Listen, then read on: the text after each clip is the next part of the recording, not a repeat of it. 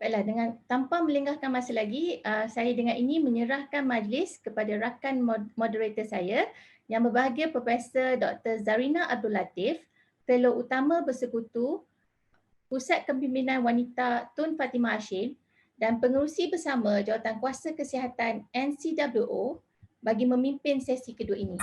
Silakan.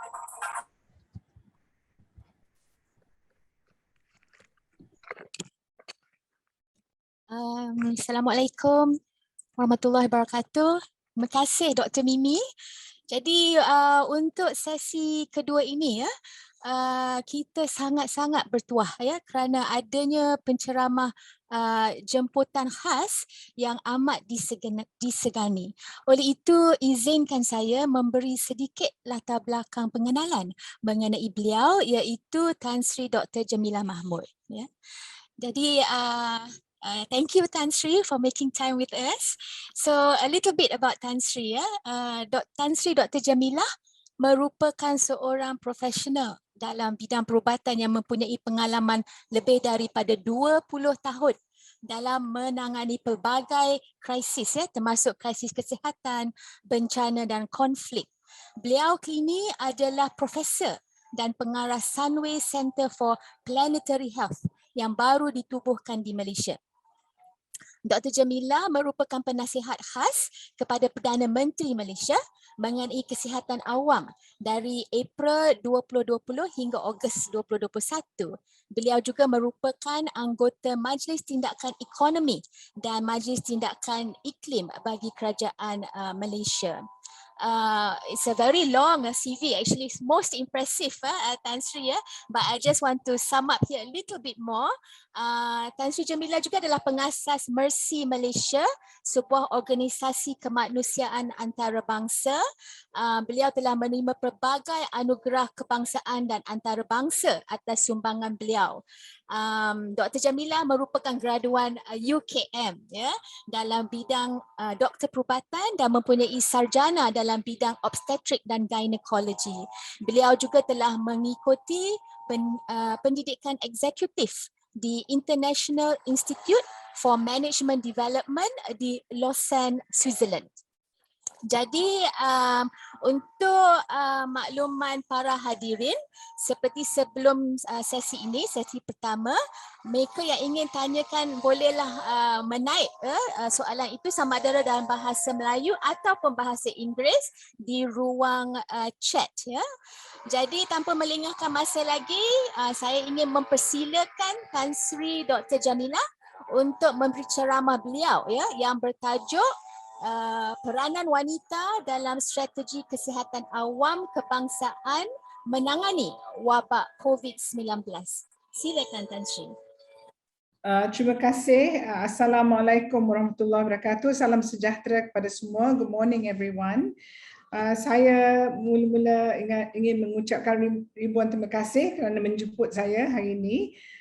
Dan saya ingin berkongsi tentang pengalaman saya dalam menangani COVID ini dan khususnya impaknya dan juga kontribusi daripada wanita. Jadi kita tahu situasi lockdown sama ada dalam usaha membendung krisis memperburukkan risiko keganasan pada wanita, eksploitasi, penyalahgunaan atau gangguan terhadap wanita. Bukan hanya itu, lockdown menghadkan pengangkutan, mobiliti dan ruang awam ditutup yang seterusnya mempengaruhi perkhidmatan sekolah, kesihatan dan sosial. Dan kita semua telah menjalani tekanan-tekanan ini dan akses terhad kepada penjagaan kesihatan, kelemahan ekonomi dan norma sosial yang berbahaya. Wanita selalunya dianggap naturally predestined untuk menjaga orang lain, tetapi penjagaan yang dianggap tidak bernilai atau tidak berbayar. Dan kita tahu bahawa wanita membentuk hampir 70% tenaga kerja. Ini adalah satu laporan daripada OECD, sama ada dalam penjagaan kesihatan terutamanya. Dan beban kerja disebabkan lockdown dan kuarantin terus meningkat. seperti saya katakan tadi, mereka juga bekerja 3 kali pekerjaan yang tidak dibayar berbanding dengan kaum lelaki. Next. Dan wanita di negara yang berpendapatan rendah bekerja dalam bidang-bidang khususnya dalam pertanian dan yang bergaji rendah dan lebih terdedah pada risiko-risiko. Juga remaja yang tinggal di luar kawasan luar bandar dengan pendidikan atau akses terhad kepada perkhidmatan kesihatan selalunya lebih terdedah dan terkesan kepada wabak COVID berbanding dengan golongan wanita yang lain. Jadi dalam golongan wanita pun ada differentiation ya, yang mana yang lebih impacted oleh COVID. Di dalam Families on the Edge report, next one, bersama UNICEF dan United Nations Population Fund, 32% daripada ketua isi rumah wanita telah menganggur sejak bulan Mac tahun 2020, sementara 57% tidak mempunyai akses kepada perlindungan sosial. Dan ini adalah sangat satu data yang sangat penting bahawa ketidaksamaan impaknya kepada wanita. Dan perkara mengenai pandemik coronavirus adalah industri yang paling banyak dilanda, iaitu industri yang dikendalikan oleh wanita seperti pelancongan, peruncitan dan industri pemakanan. Dari segi penjagaan kesihatan reproduktif, saya dah dengar sedikit tadi perbincangan yang sebelum ini tentang vaksinasi dan sebagainya. Penjagaan kesihatan reproduktif walaupun penting dan sensitif pada masa, tidak selalu dianggap sebagai satu keutamaan. Akses ke penjagaan ibu, kontraseptif dan pengguguran dibatasi dengan masalah rantaian bekalan. Pemotongan perbelanjaan penjagaan kesihatan yang dikaji oleh Blanton dan Paxson menunjukkan pada masa-masa di mana kita mengalami kesukaran, keluarga juga mempunyai kecerundungan untuk menyelamatkan keperluan wanita. That means in any type of crisis, it is so difficult to actually advocate dan push for prioritization of anything related to women's health because selalu dianggap sebagai not critical. Dan gynecological services sebagai contoh selalu dianggap tidak penting. Dan program dan perkhidmatan kesihatan reproduktif tidak dianggap sebagai prioriti dan satu aspek kemanusiaan, termasuk penyediaan makanan, air, tempat tinggal, sanitasi. These are more important. Dari segi humanitarian priorities, selalu kita tengok water sanitation, food, housing semua is important, and then the women's services selalu are left behind. Ini bukan saja di Malaysia, di merata dunia ya. Jadi ini adalah satu perkara yang menyebabkan lebih lagi kesan kesihatan kepada kaum wanita. Satu kajian oleh Rutgers pada tahun 2020 di mana satu tinjauan online yang terdiri daripada 2,700 orang muda dari Ghana, Indonesia, Kenya, Nepal, Uganda dan Zimbabwe, setelah tindak balas awal pertama terhadap pandemik COVID-19, 30% daripada wanita muda melaporkan tidak dapat mengakses perkhidmatan kepada perancangan keluarga. Dan di UNFPA atau United Nations Population Fund, kehamilan awal membawa risiko besar. Kanak-kanak perempuan berusia 10 hingga 14 tahun 5 kali lebih berisiko mengalami kematian ketika mengandung. And we're talking about childhood and teenage pregnancies, ya. Dan melahirkan maternal mortality berbanding dengan wanita yang berusia 20 hingga 24 tahun. Jadi same thing with what we call safe abortions or miscarriages. lebih daripada 44.4 juta wanita muda berusia 15 hingga 19 tahun melakukan pengguguran setiap tahun. This is global data, dan 40% dilakukan di dalam keadaan berbahaya, which is unsafe abortions. Yeah, you must remember that in many countries around the world, safe abortions or abortions are legal. Jadi kalau kita mengabaikan kesihatan reproduktif dalam keadaan darurat atau emergencies, ia adalah satu perkara yang mengakibatkan mempunyai akibat yang sangat serius terhadap kesihatan wanita, kehamilan yang tidak diingini oleh kerana tidak mendapat akses ke contraception, kematian ibu dan bayi yang boleh dicegah kalau dalam keadaan bukan kecemasan atau emergency, termasuk dalam pandemik. Dan ini juga termasuk penyebaran penyakit-penyakit berjangkit lain seperti HIV/AIDS dan sebagainya. Jadi kita lihat bahawa di WHO National Pulse Survey mengenai kelangsungan perkhidmatan kesihatan penting, means continuity of essential health services semasa COVID-19, 94% atau 94% daripada 135 negara melaporkan beberapa jenis gangguan terhadap penjagaan kesihatan seksual dan reproduktif pada suku pertama 21, dan 40% melaporkan gangguan pada perancangan keluarga dan perkhidmatan kontraseptif. Dari segi konteks Malaysia, penyampaian penjagaan kesihatan di Malaysia termasuk perkhidmatan obstetrik juga terjejas semasa MCO, PKP. Penyedia rawatan antenatal diarahkan untuk membatasi jumlah janji temu, untuk kurangkan kesesakan. Ini mengakibatkan penundaan antenatal yang tertunda yang boleh membahayakan mereka yang mengandungi, terutamanya wanita yang mengalami kehamilan yang rumit. Kita juga tahu bahawa di ramai kalangan wanita mereka delay walaupun it's not a problem of appointment. Oleh kerana PKP dan sebagainya, mereka tak nak keluar rumah. Jadi ramai daripada wanita juga tidak mendapat check-up, antenatal check-up.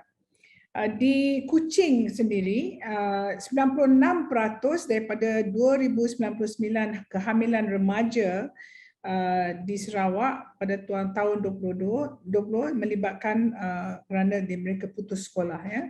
Kes-kes tersebut melibatkan kanak-kanak semuda 10 tahun. Satu kajian dilakukan dari Mei 22 hingga Jun 22 di kalangan wanita yang mendapat rawatan obstetrik dan ginekologi di sebuah hospital perguruan di Kuala Lumpur. Kita dapati bahawa tahap pendidikan tinggi, akses kepada maklumat merupakan peramal positif, pengetahuan yang mencukupi mengenai COVID-19. Jadi kecemasan ibu mengenai melahirkan semasa MCO dan ketiadaan pasangan sesama temu jandi di klinik dan juga kelahiran itu membimbangkan ramai daripada wanita. Dan mereka yang ibu yang lebih muda dan pertama kali lebih terdedah kepada kegelisahan dan akan mendapat sokongan tambahan semasa pandemik yang berterusan kerana kekurangan sokongan pasangan semasa kelahiran anak difahami. Jadi mereka ni, wanita ni perlu the moral support yang biasanya diberi oleh suami atau ibu dan sebagai ahli keluarga semasa kelahiran terputus. Semasa pandemik, wanita terpaksa melahirkan seorang diri dengan tu. Sebenarnya untuk orang yang mungkin dah lebih berumur antara kita, fenomena ini berlaku dari dulu, tapi in modern times kita tahu bahawa ramai daripada wanita boleh melahirkan anak bersama suami di sampingnya. So this didn't happen masa pandemic and it created a lot of mental stress kepada wanita. So we go on to mental health sekarang. Kesihatan mental dan kesejahteraan emosi oleh kerana dikurung di dalam tempat tinggal yang mungkin sempit dan tanpa pekerjaan, tak ada kemampuan untuk menampung keluarga, kemiskinan rumah tangga yang meningkat, ketidakamanan makanan, isi rumah yang mengurangkan perbelanjaan atas pendidikan oleh kerana mereka memerlukan barang-barang asas yang lain. Jadi education kadang-kadang is not prioritized. Juga anak-anak perempuan banyak yang juga ketinggalan. Satu kajian di negeri China yang melaporkan di antara 1,200 responden dari 194 bandar di China mendapati bahawa kira-kira 1/3 dari sampel mereka melaporkan kecemasan sederhana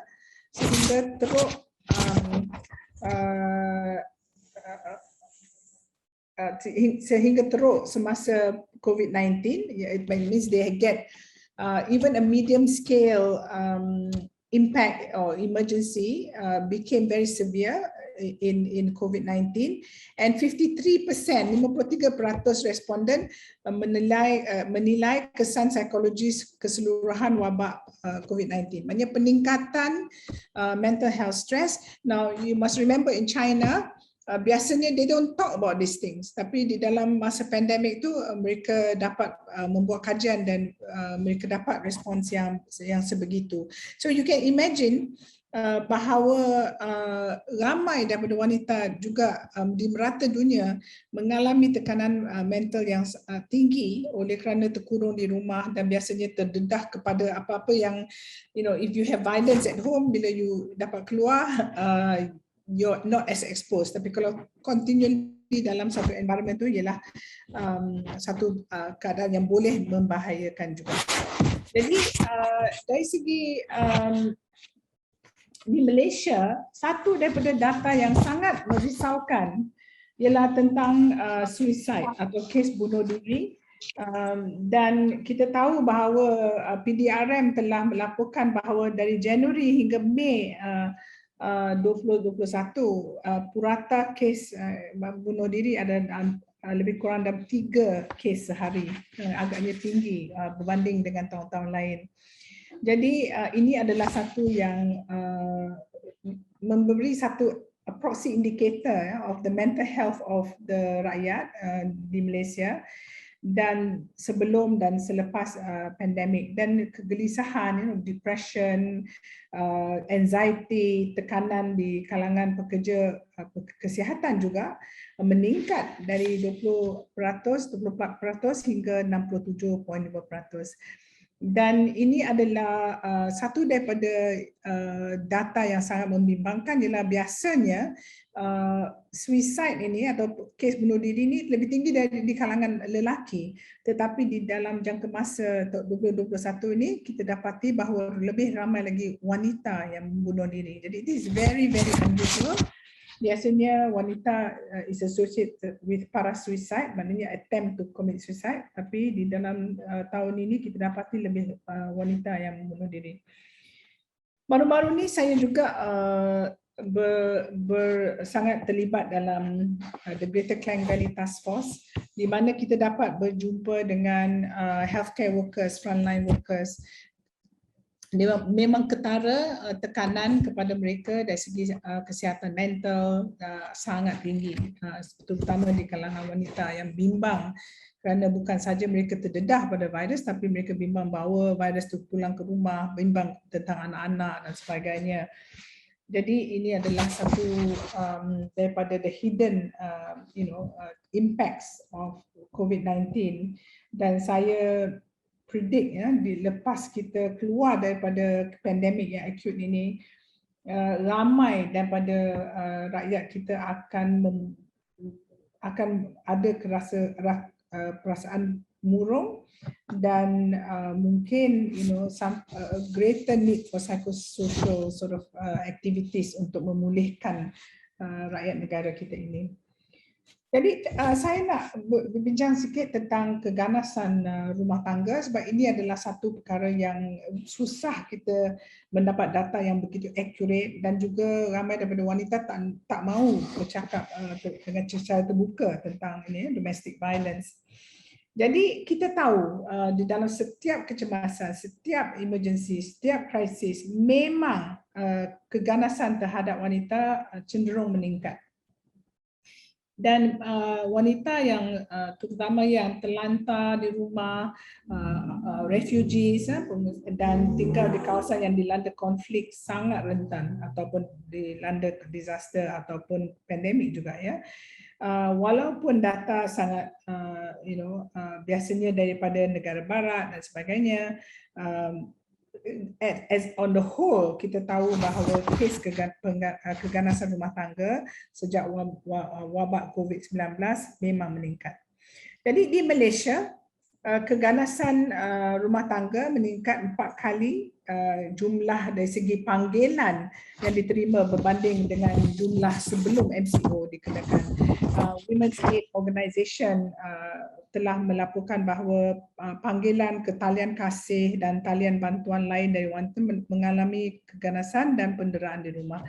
Jadi ringkasan dasar 2019 oleh organisasi bantuan wanita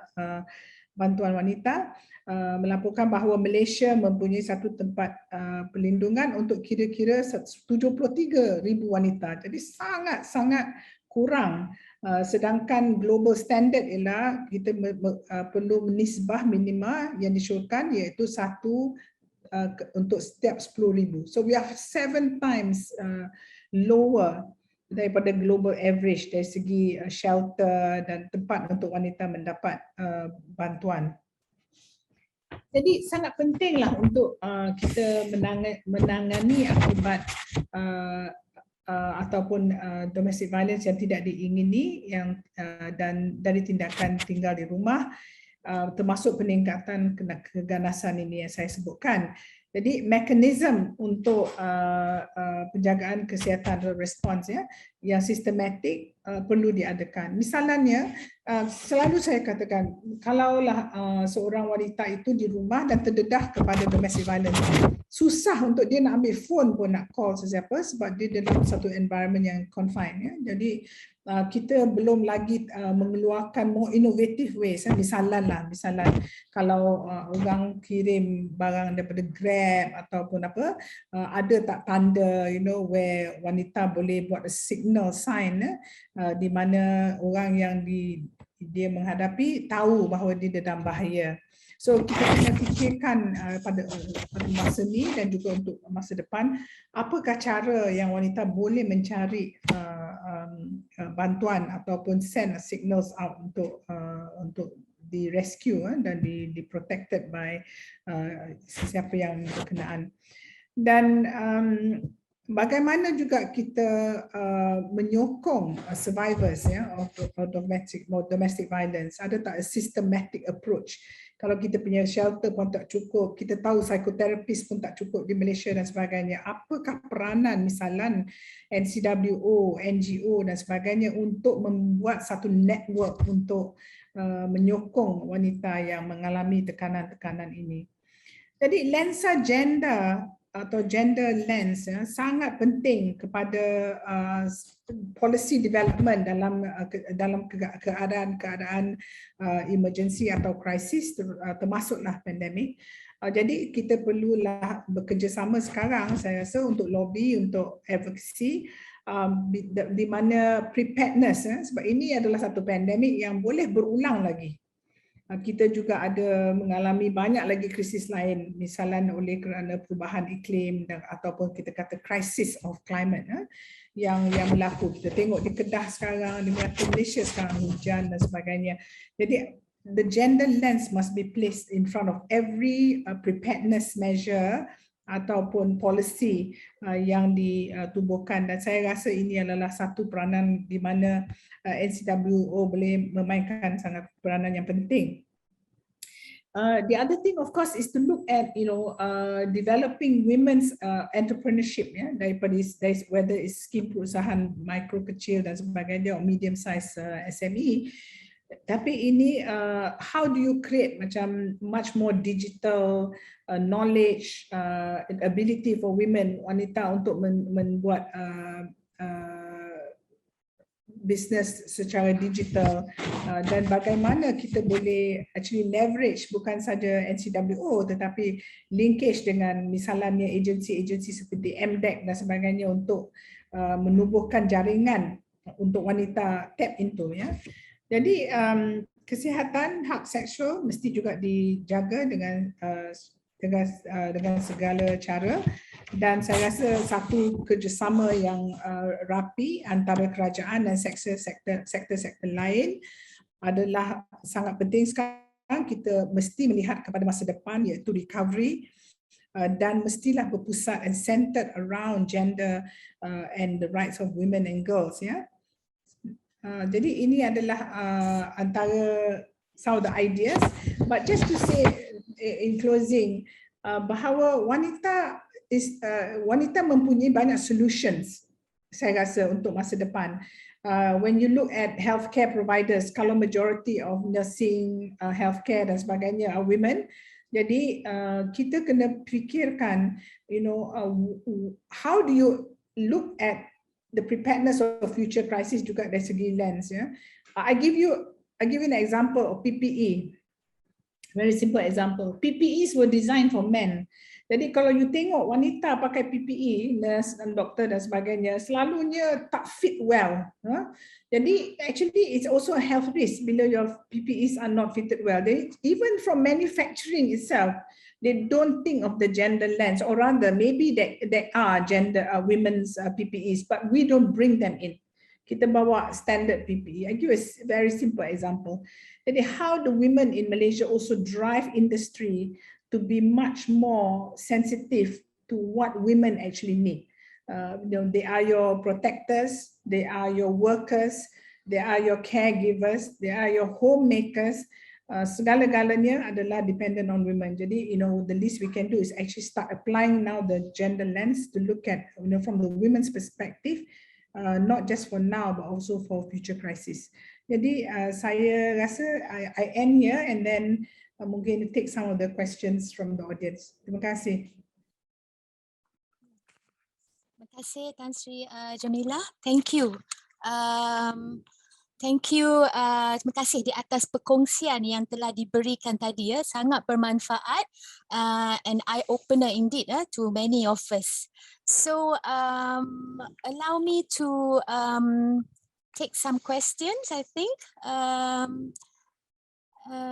So saya nak tanya Tan Sri, ya, sebab kita berbincang mengenai kepimpinan juga di sini, ya. Dari pengalaman Tan Sri, ya, sebab dari CV Tan Sri itu ada penglibatan dalam pelbagai jenis bencana, ya. Jadi berdasarkan pengalaman Tan Sri, boleh tak Tan Sri kongsi berkenaan strategi dalam menangani krisis, ya, tak semestinya COVID, tetapi mungkin banjir, kebakaran dan seterusnya. Some common strategies. Tan Sri? Yeah. So you're asking me about what common strategies of leadership. You're talking about leadership, ya? Yes. Dari segi menangani bencana dan krisis, ya. So leadership yang ideal for these circumstances are actually leadership that is very empathetic and authentic. Jadi ini adalah it's actually quite a natural tendency for women.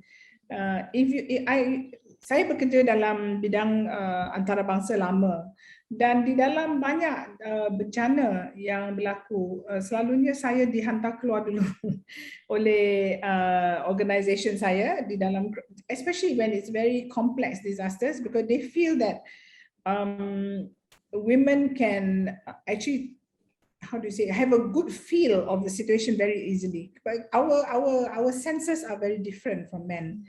Not to say that men are not good at crisis management, but women have an edge. It's a natural edge, di mana bila wanita melihat satu keadaan yang agak huru-hara dan krisis, kita bukan saja melihat dari segi water, shelter dan sebagainya, kita also look at the emotion, and you can almost sense the community emotion. Dan empathy is very important in leadership. Jadi when you are leading in a crisis, kita punya team pun kita kena manage with a lot of empathy and care, because then you drive the performance for each of the teams in a crisis. Managing in a crisis is very different from day-to-day management. As I said that, yes, the empathy and all that is important, but it also requires you to be very, very focused dan ability to actually execute dengan very clear goals. Jadi kalau dalam segi ini, saya give the example of the Greater Klang Valley Task Force di mana saya telah memainkan peranan, di mana kita ada strategi yang sangat clear. Satu goal iaitu menurunkan kes, menurunkan orang menunggu di kecemasan dan sebagainya di Klang Valley, making sure everybody has access to oxygen dan sebagainya. Dan bila kita mulakan task force ini, 70% daripada kes-kes COVID di Malaysia contributed by the Greater Klang Valley. Today it's only 30%. So you have very clear KPI, clear target.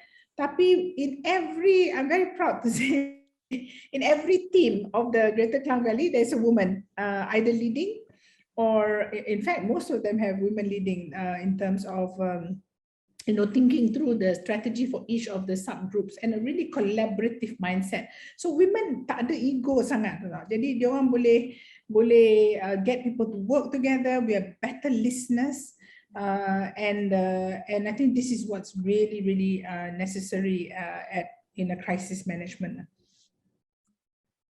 Terima kasih Tan Sri. Saya rasa ada komen ya daripada Dr. Sharifah ya. Yes, memangnya ya wanita adalah pelindung dan penyelamat bangsa dan negara ya.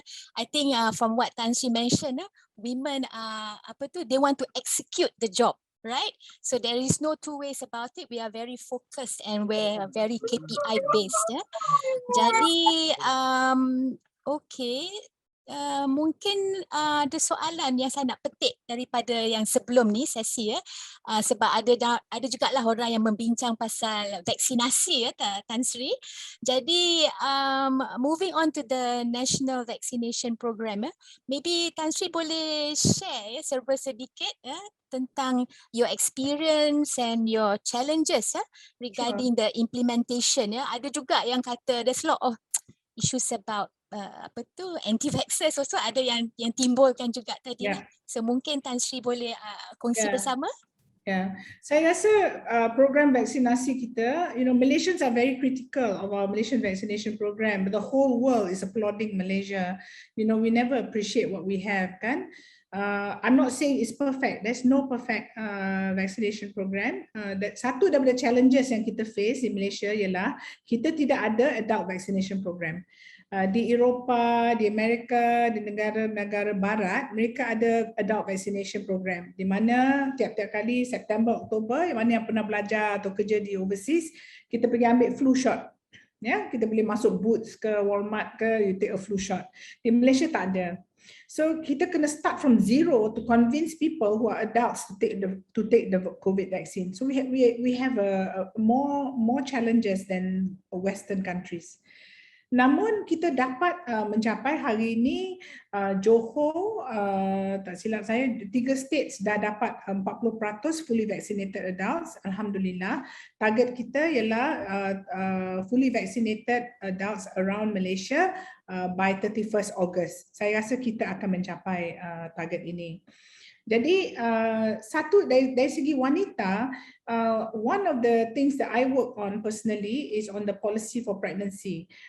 Maknanya kita kerjasama dengan KKM to come out the policy, wanita mesti divaksinasi semasa kehamilan. Dan kita kena ingat juga vaksin COVID ini adalah vaksin baru. Jadi di merata dunia, the recommendation was first to give it between 13 to 32 weeks, and then later they changed. They say actually it's very safe, you can give anytime. So sekarang KKM pun dah ubah polisinya, maknanya you boleh dapat vaccination anytime. Actually every vaccine is safe. Pfizer is preferred not because it's a better vaccine, tapi more research has been done on Pfizer. That's all. But equally, AstraZeneca and Sinovac pun is not harmful to pregnant women. Tapi ada golongan yang tak nak ambil vaksin. Tadi saya dengar ada orang sebut tentang Siti Sarah. Actually, a lot of rumors going around. Siti Sarah is not an anti-vaxxer, tapi dia dipengaruhi oleh anti-vaxxer. Ada golongan-golongan artis yang anti-vaxxer yang sangat dahsyat ya. Jadi dia tidak mahu ambil vaksin. Dia kata tunggulah lepas bersalin. Saya kenal arwah dan keluarga dia. Jadi kita tapi dia tak mau. In fact, I have a very nice video with Y.A.B di mana dia explain what happened dan sebagainya. Tapi sekarang itu dia punya takdir lah ya. Dia dah begitu. Dia bukannya dia kata dia anti-vaxxer, tapi dipengaruhi. Jadi banyak was-was dan sebagainya, takut, and unfortunately we couldn't convince her lah ya. So sebab vaksin ini bukan mandatory, it's still voluntary. So semua orang ada hak asasi kan. Tapi bukan saja Siti Sarah, di dalam kalangan wanita, just to tell you that 1 in 100 women who are pregnant have COVID. That's how frequent it is now. And dalam yang mana yang meninggal dunia, yang telah mengambil vaksin partially, only 2 have passed away. So the ones who have passed away are the ones who did not take the vaccine. So inilah satu yang we try very hard to convince women. Tapi kadang-kadang bukan dia, suami, mak, cakap jangan ambil vaksin. Jadi pengaruh keluarga tu adalah sangat penting. So in these circumstances, what I tell women is that you have to get vaccinated. Tapi kalau husband tak bagi pun, we say to them, okay, kalau you tak nak vaksin, you tak nak your wife vaccinated, make sure those around her are all vaccinated. Tapi you're not vaccinating children yet. Belum lagi. So that means children can still get COVID and pass to the mother. So in other words, the best solution is to get women vaccinated. So we need to continually raise awareness. Saya sendiri ada menulis satu artikel di mana Tan Sri Prof Sharifah telah bantu dengan Prof Dayang untuk translate to BM. We share this information. I think we need to talk more about it, about women, especially now that soon kita boleh vaccinate young people kan, 13 to 17. So we must make sure the girls also get vaccinated, because if they're 17 they could potentially get pregnant, or 15, 16 even for that matter. So kita kena raise the awareness even more. Jadi dari segi vaccination program ni, InsyaAllah, we hope that by end of October, early November, kita boleh dapat 70 to 80% of our population vaccinated. Unfortunately, there's no more, the concept of herd immunity is no longer existing. Dengan Delta variant, you cannot get herd immunity.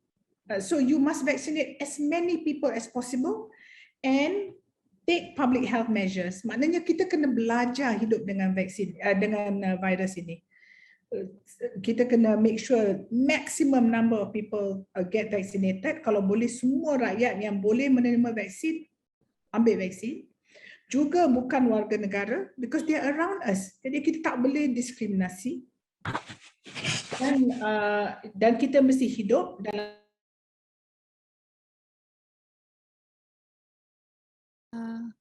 somebody muted me, yeah.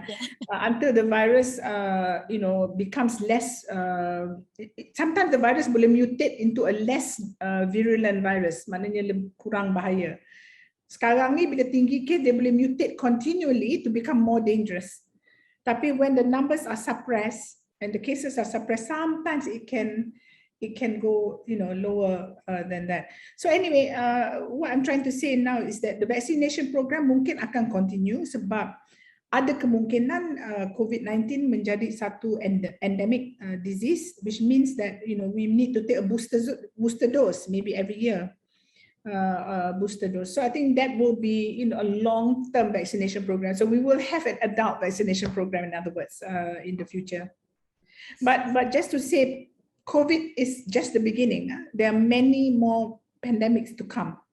There has been research to show that there are at least 150 viruses ready right now to become a pandemic, and some of them are worse than this. Right. Thank you, Tan Sri. I totally agree. I think it's all about empowering women, right? To take charge because women are not just frontliners. Tadi everybody, including Tan Sri, cakap 70% of the health care workers are women, but women continue to be frontliners at home. So we need to protect ourselves there. Yeah. So it is very reassuring, Tan Sri, to know that we have our goals achieved lah in terms of our vaccination program. Ya. Jadi ada soalan ya daripada one of our esteemed attendees Professor Emeritus Dr. Cik Husna ya. Salam Tan Sri. Satu isu yang Tan Sri bangkitkan tadi mengenai reka dan pembuatan PPE ya, dan ancillary yang peka gender ya. So bukan saja untuk STA tetapi pakaian pelindung lain ya. Jadi tidak diberi perhatian. So I think Tan Sri, you really showed us why even those type of things are important. Dalam COVID hal ini sangat perlu, tetapi nampaknya pendekatan masih one design fits all. Ya. Mohon komen dan resolusi untuk ke depan, Tan Sri. Terima kasih. So, saya tahu di kalangan wanita hari ini di dalam this webinar, we have some entrepreneurs, right? If I was to give you business advice, and I may not be the best person to give you business advice because I'm not a business person, but I will look at two aspects. One is the gender sensitive design, but secondly is about environmental protection. Sebab you know that we have gloves yang boleh biodegradable, but there's no pressure from our community to demand that, you know, our healthcare uses biodegradable product. Even your PPE, you know, that everything can be biodegradable, kan? Sebab as you know, I'm now set up the Center for Planetary Health because I realized that we're going to have more and more pandemics in future, and pandemics happen because we did not protect our environment. So as a result, all the animals, zoonotic diseases can leap from animals to humans because we have damaged the environment. We caused this pandemic, right? So I think that kita kena fikirkan the long-term consequences. You know, I cannot imagine, you know, our grandchildren or something will not even know what an orangutan looks like, or never be able to even look at one, right? A live one at least. Because extinction of species is going at extremely fast rate, extremely fast.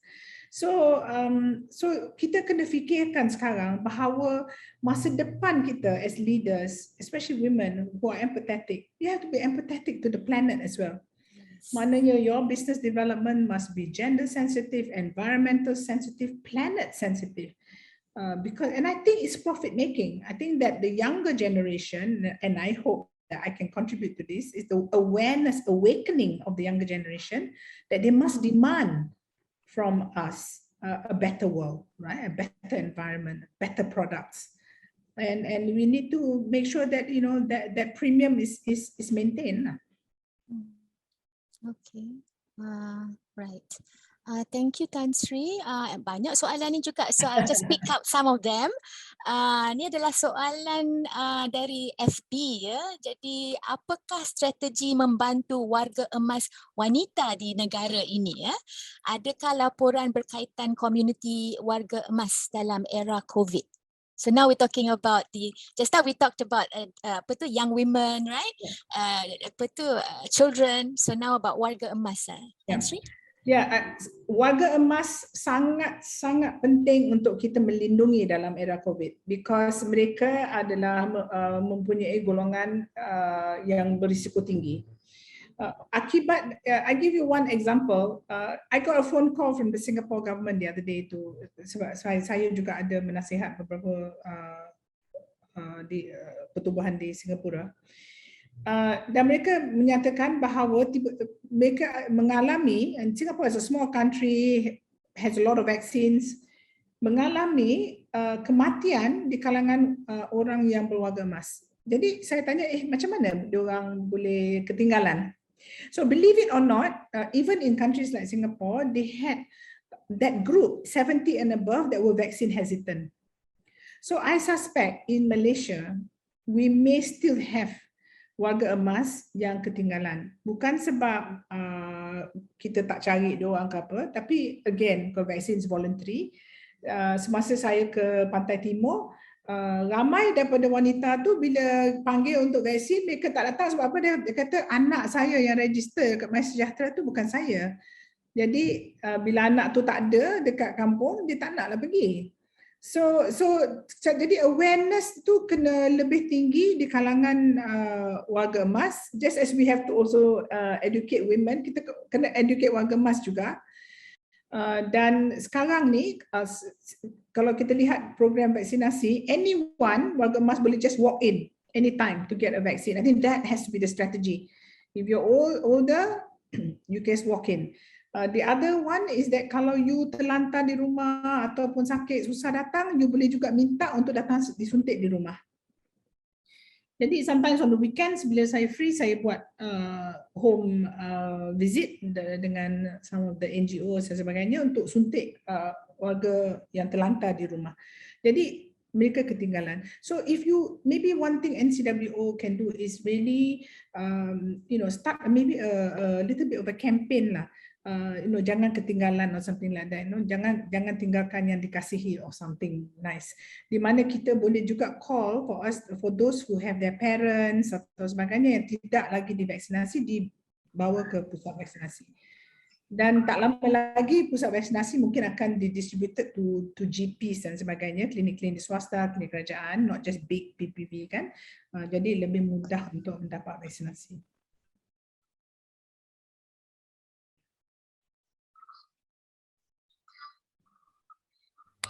Prof. Zarina muted. Sorry, Tan Sri, I can see there's a lot of different approach when we have to tackle different problems. So I think the moves have been successful lah, because the coverage has certainly increased. Jadi saya nak pick up soalan mengenai ada soalan Tan Sri Dr. Jemilah, cases of teenage pregnancy. Tadi Tan Sri ada mention reproductive health is not being highlighted as well lah, and there are issues there. So about the trend in Sarawak, as Tan Sri mentioned, the statistics, how best we can help those teenagers and their parents to stop or reduce these cases from happening. So the whole issue around teenage pregnancy is a very complex one, as you know. Di Malaysia, we are actually closing one eye. I think there's a lot of teenage pregnancies. It's just that people are not admitting it. A lot of them maybe pregnancies that happen out of premarital pregnancies. So there's a lot of stigmatization around this. So I think we need to have a mature approach. I wish our Kepimpinan Wanita can be a bit more active on this and really, work with the education ministries. But it cannot be just women's ministry. This has to be, we have to bring reproductive health education back to schools in a very much more open way. Don't just say it's bad, ini berdosa and things like that. You have to tackle it as a public health crisis. Right, which means that there is a problem. Why is it existing? What measures do you take? So, which means that we have to be more open about contraception. That it should be made available to young people if they need it, and educating the men. I think this is very important. It's not just about saying it's a women's responsibility. Women don't get pregnant without being inseminated, kan?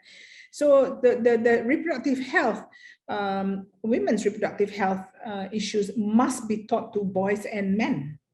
So this requires us to really unpack the whole problem. Get the education ministry on board, get the religious affairs ministry on board, and health, all your Kepimpinan Wanita, Kepimpinan Belia, and all that, and have a really much more, holistic strategic approach to teenage pregnancies. Saya setuju Tan Sri, sebab even until now, walaupun there is some form of introduction about reproductive health amongst the school children, it remains to be a taboo topic lah, yeah. So it's something that all stakeholders must come together, as Tan Sri mentioned, education. I want to take Shanti's question because I think it's relevant. Shanti, Sure, thank you for that question about Yes. sex education in schools. Now, I want to ask you all an honest question, and you can either answer or you can just reflect. How many of you as parents talk to your children about sex education? Right? I would say very few, right? Some progressive ones may, but some, not to say not progressive, it's just not sometimes culturally done, right? To sit down with your kids and say, okay, guys, you know, let's talk about sex education. I say this to my sons. I remember when they were growing up, I told them, I do not want you to be irresponsible.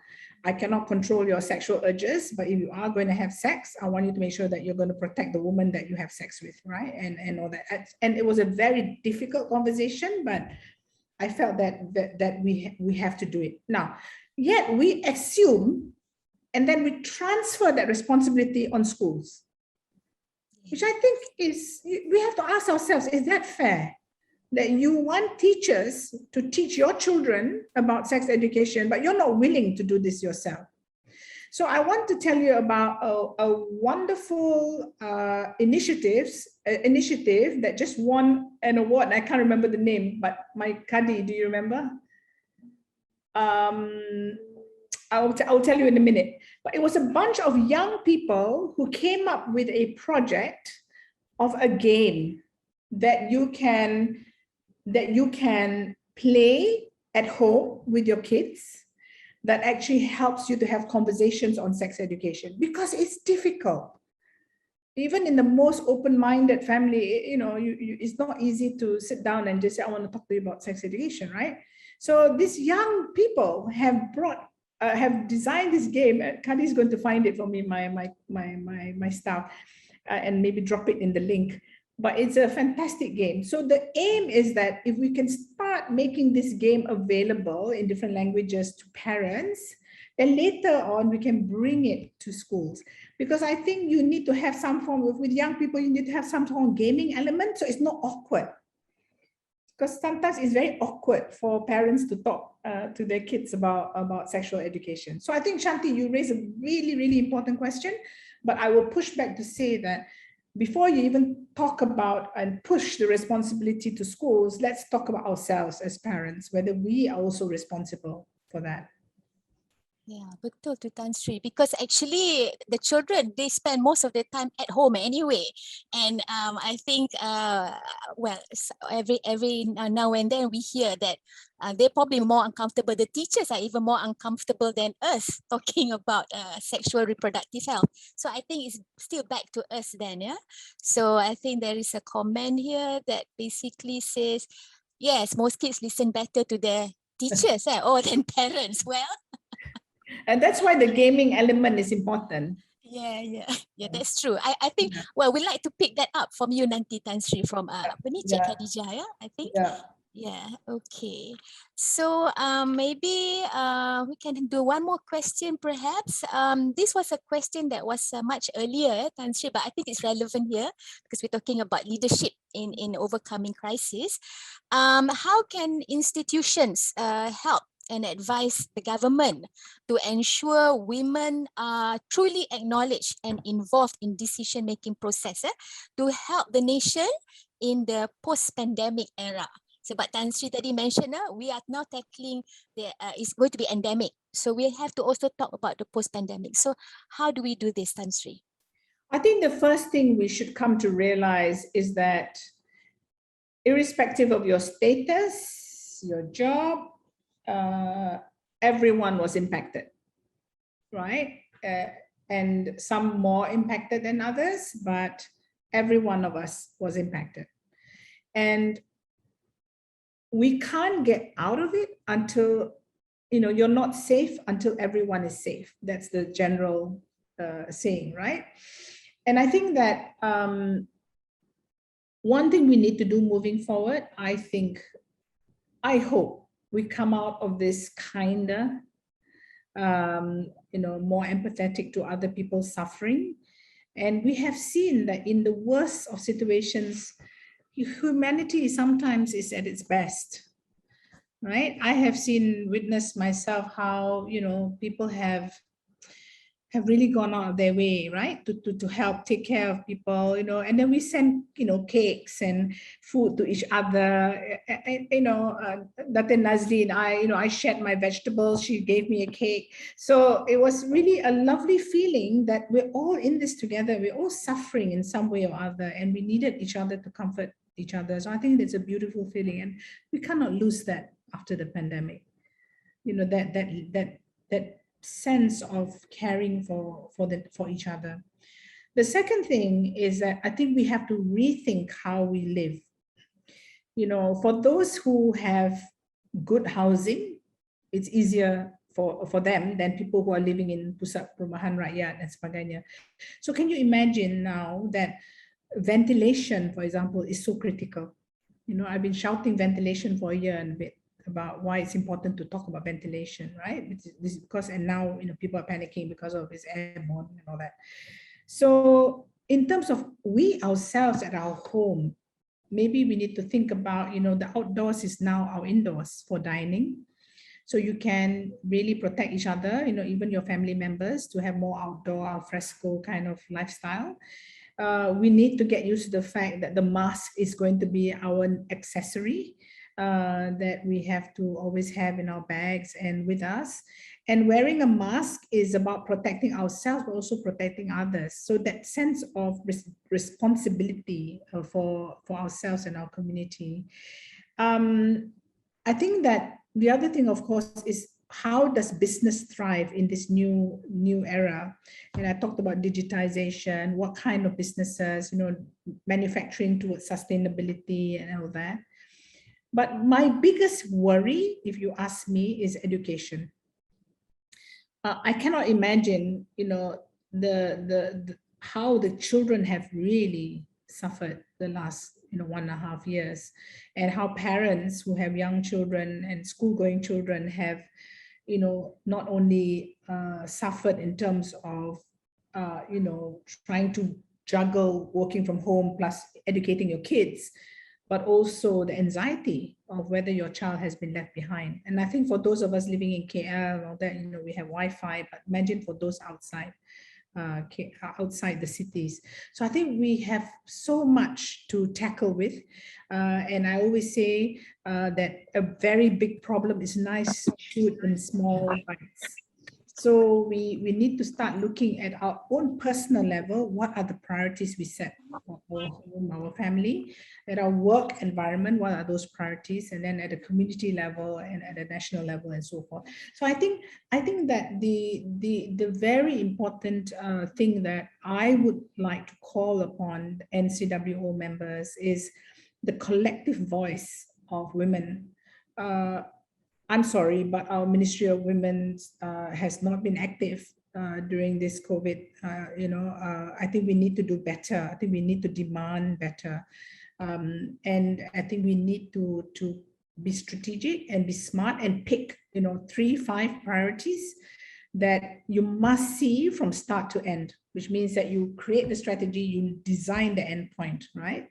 And demand accountability. And I always use the RACI framework and then look at things in terms of who's responsible, who's accountable and all that. And I think we've got to demand much more results and measurable outcomes for each of the things we lobby for. So I think, please, I have so much respect for NCWO. It is such a powerful brand, but needs now to have real teeth. And really push hard, right? And don't be afraid to push hard, because I think we need the collective wisdom of women and girls right now, and men, of course. And I always say you can't solve women's issues without men on board.